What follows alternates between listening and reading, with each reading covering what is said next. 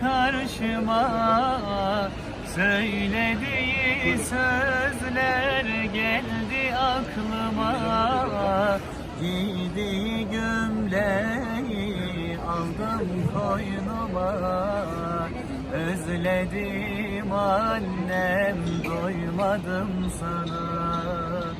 Giydiği gömleği aldım koynuma, özledim annem, doymadım sana.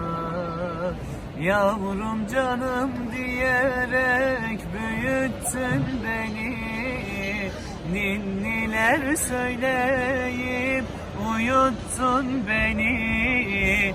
Geceleri kalkıp doyurdun beni. Her zaman annem ararım seni. Geceleri kalkıp doyurdun beni.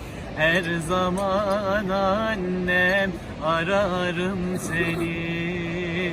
Annelerin hakkı çoktur denmez, sayfalarca yazsam yine tükenmez. Annem ölse bile ismi silinmez. Her zaman annem ararım seni.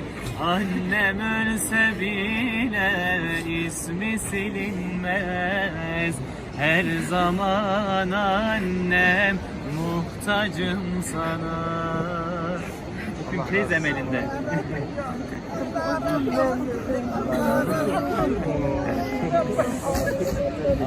Son gezinlikte güzel bir atmosfer oldu. Allah razı olsun. Allah razı olsun.